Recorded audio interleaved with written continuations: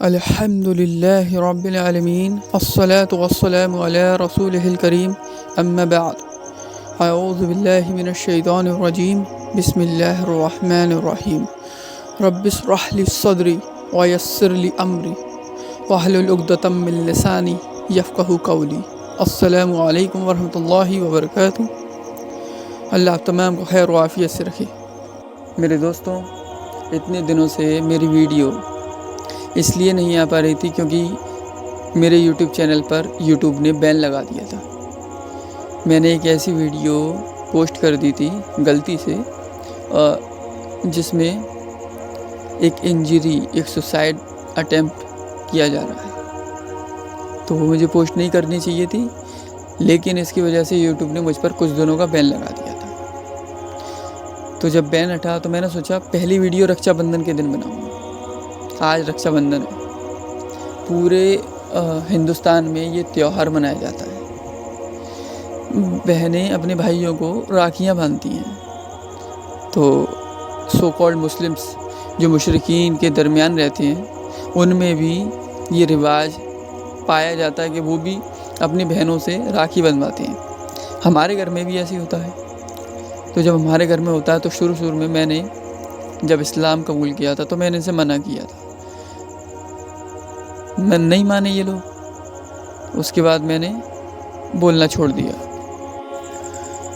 حضرت عمر بن الخطاب رضی اللہ تعالیٰ عنہ کا قول ہے کہ مشرکین کے تہواروں کے وقت ان سے دور ہو جایا کر، اس لیے میں اپنے گھر والوں سے دور ہو جاتا ہوں۔ جب یہ سب کاریہ چلتا ہے نیچے تو میں اوپر چھت پہ آ جاتا ہوں۔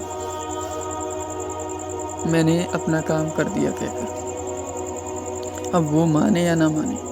ویسے بھی آج کل کے جو مسلمان ہیں وہ لوگ اسلام کو فالو تو نہیں کرتے، لیکن اکثر لوگ جو خود کو مسلمان کہتے ہیں وہ اہل الہوا، اہل الڈیزائر ہوتے ہیں، اپنی نفس کی پرستش کرتے ہیں۔ عید بقرہ عید والے دن وہ منائیں گے، ہولی دیوالی دن وہ منائیں گے، اور رکشا بندھن کے دن یہ منائیں گے۔ جو بھی ان کو پسند آتا ہے وہ یہ کرتے ہیں۔ یہ اللہ رسول کے خاطر نہیں جی رہے بلکہ دنیا والوں کے خاطر جی، اپنے نفس کے خاطر جی رہے ہیں۔ یہ سوچتے ہیں کہ ہمیشہ ایسی دنیا میں رہنا ہے، کبھی موت نہیں آنی، اور موت آ بھی گئی تو کیا، کوئی حساب کتاب نہیں ہوگا، مر کر مٹی ہو جائیں گے۔ جیسے کہ مشرکین کہا کرتے تھے، مکہ کے مشرک، کہ ہم بس جیتے ہیں اور مرتے ہیں، کوئی حساب کا دن نہیں آنے والا، کوئی قیامت کا دن نہیں آنے والا، نہ کوئی جنت ہے نہ کوئی جہنم ہے۔ بس ویسی ہی مینٹلٹی ہو گئی ہے، اور شیطان نے یہی سب لوگوں کو سکھا دیا ہے کہ بس تم کو زندگی دی گئی ہے، عیش کرو جتنا کر سکتے ہو، موت کبھی بھی آ جائے گی، مر جاؤ گے، چاہے صحیح طریقے سے کماؤ یا غلط طریقے سے، لیکن کماؤ، عیش کرو۔ بس وہ یہ جھوٹے وعدے کر کے لوگوں کی آخرت کو برباد کر دیتا ہے۔ اس لیے تو اللہ نے قرآن فرمایا کہ شیطان کا وعدہ جھوٹا ہے اور اللہ کا وعدہ سچا ہے۔ اللہ کے وعدے پر یقین کرو۔ موت جب آئے گی نا تو فرشتہ جو تمہاری روح نکالنے آئے گا اسی سے طے ہو جائے گا کہ بھائی تم جنتی ہو یا جہنمی ہو۔ جو انسان کافر ہوتا ہے اس کی روح ایسے نکالی جاتی ہے جیسے کہ کانٹوں کے پیڑ پر کپڑا ڈال کر کھینچا جاتا ہے۔ وہ کپڑا کھینچ تو لیا جاتا ہے لیکن پھٹ جاتا ہے۔ اسی طریقے سے اتنی درد تکلیف کے ساتھ کافر کی روح نکالی جاتی ہے، اور مومن کی روح کو بہت آسانی سے نکال لیا جاتا ہے۔ مومن کی روح کو جب نکالا جاتا ہے تو فرشتے گلدستہ لے کر آتے ہیں، اس کا ویلکم کرتے ہیں، اور کافر کے لیے تو اتنی بھیانک شکل میں آتے ہیں فرشتے کہ وہ مرنے سے پہلے ہی مر جاتا ہے، اتنی خطرناک اور بھیانک شکل میں آتے ہیں۔ اس لیے تو وہ نہ کچھ بول پاتا ہے اور نہ کچھ کہہ پاتا ہے، بس موت کے چند منٹ پہلے اتنا زیادہ ہڑبڑاتا ہے، اس کی آنکھیں اوپر چھڑ جاتی ہیں، وہ دیکھتا رہتا ہے، وہ کسی کو نہیں دیکھ رہا ہوتا جو اس کے گھر میں اس کے پریوار کے لوگ ہوتے ہیں، وہ صرف موت کے فرشتے کو دیکھ رہا ہوتا ہے कि कितनी भयानक शक्ल है कि उससे निगाह हटा नहीं पाता और कुछ बोल नहीं पाता।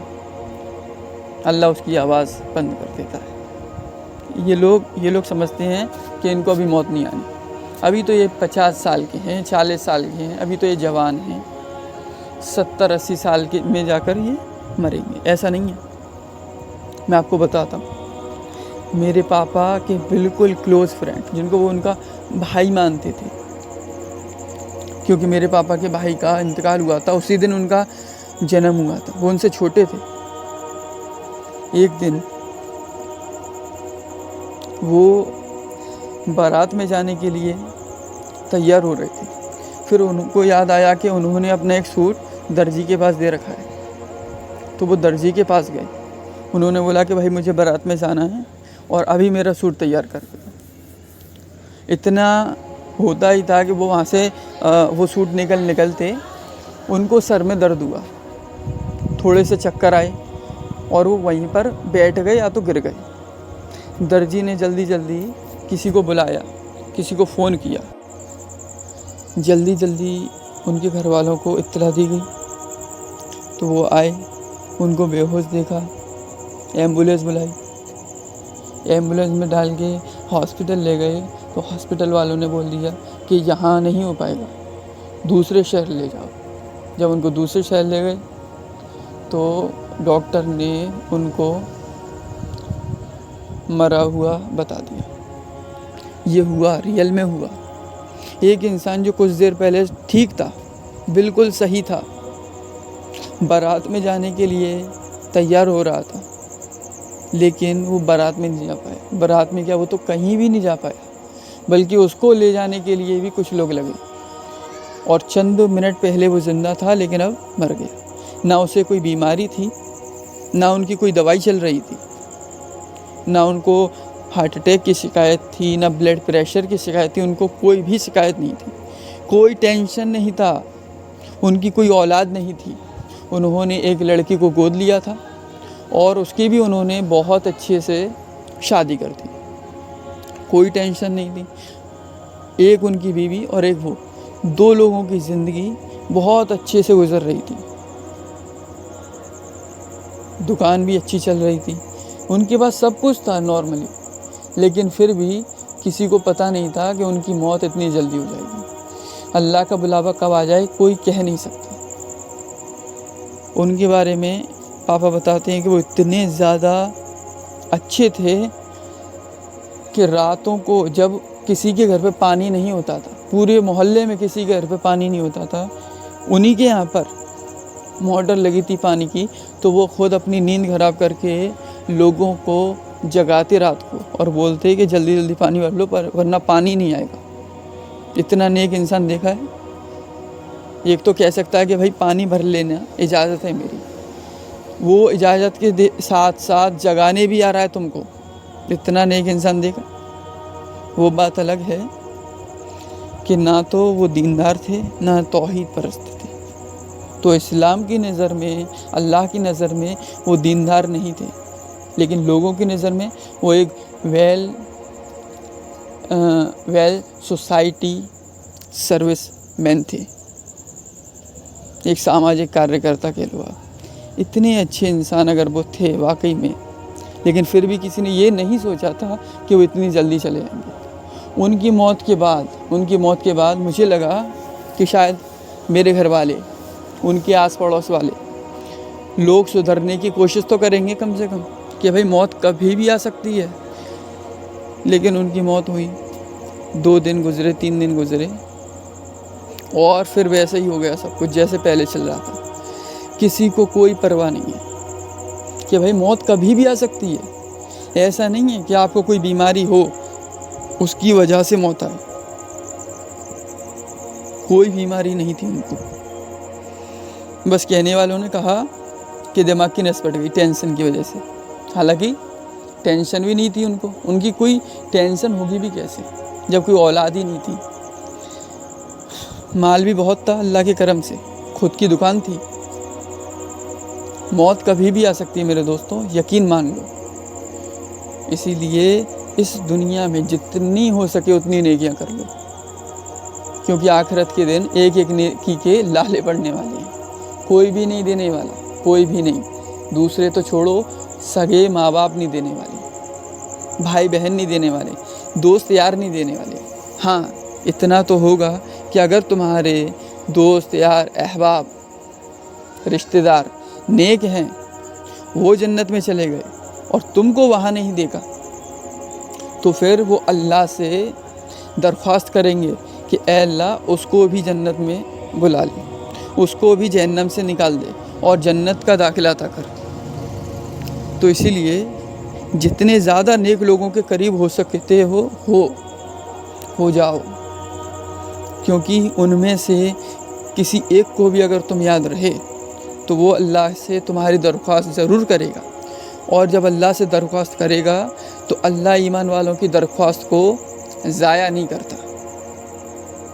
تو ہو سکتا ہے آپ لوگوں میں سے کسی ایک کی وجہ سے نہ جانے کتنے لوگ ایسے ہوں جو جنت میں جانے کے مستحق ہو جائیں۔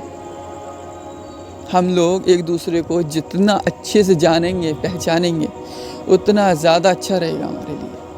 آخرت میں جب ہم جائیں، ہم میں سے کچھ لوگ اگر جنت میں جائیں، ٹھیک ہے، اور وہاں کسی کو نہ دیکھیں جو ہمارے گروپ میں سے تھا، جن کو ہم جانتے تھے کہ ہاں بھائی یہ انسان نیک ہے، توحید پرست ہے، بہت اچھا انسان ہے، لیکن اس کو ہم جنت میں نہیں دیکھ رہے کیونکہ وہ گناہ گار تھا، ہم سے اس کے گناہ چھپے ہوئے تھے، اللہ جانتا تھا، اس لیے اللہ نے جہنمیوں میں اس کا نام لکھ دیا۔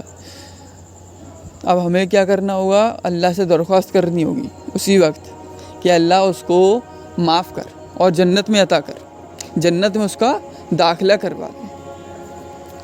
یہ بہت کام آنے والے ہیں دوست۔ آپ کو کیا لگتا ہے میں کوئی پاگل ہوں جو انجانے لوگوں کو دوست بنا لیتا ہوں؟ نہیں، مجھے پتہ ہے اس کے بہت فائدے ہیں۔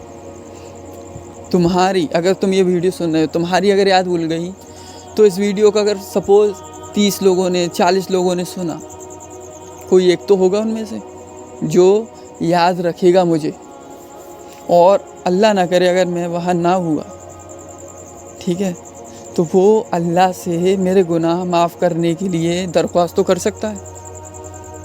اور ہم سب کو ایک دوسرے سے جڑے رہنا چاہیے، یہ فتنوں کا دور ہے۔ اگر ایمان والوں سے نہیں جڑیں گے تو پھر کافر جڑنے لگ جائیں گے، پھر ہمارا ایمان کمزور ہو جائے گا، اور یہ ریئل ہے، میں نے ایکسپیرینس کیا ہے، اس لیے میں بولتا ہوں کہ اگر تم کسی کی صحبت اختیار کر رہے ہو تو یہ دیکھ لو کہ وہ نیک ہے، توحید پرست ہے، اگر ہے تو ٹھیک ہے، ورنہ پھر اکیلے ہی رہو، یہی بہتر ہے۔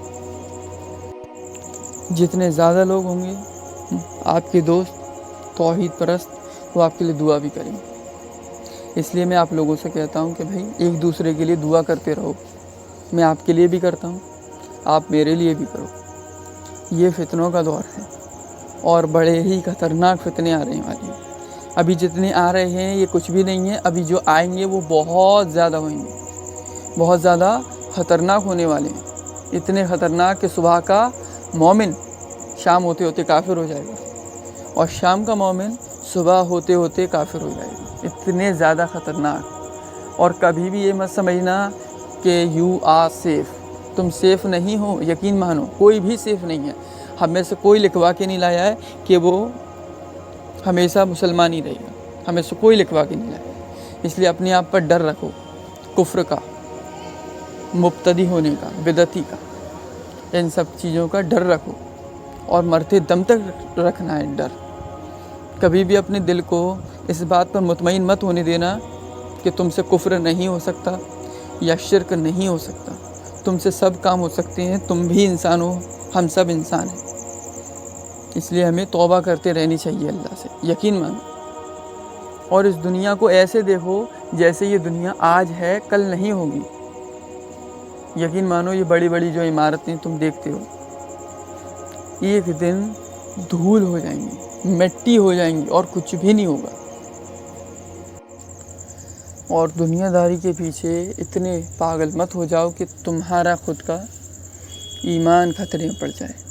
یاد رکھو میرے دوستوں، اللہ دنیا اس کو بھی دے دیتا ہے جس سے وہ پیار کرتا ہے، اور اس کو بھی دے دیتا ہے جس سے وہ نفرت کرتا ہے، جو اس کا باغی ہوتا ہے، دشمن ہوتا ہے۔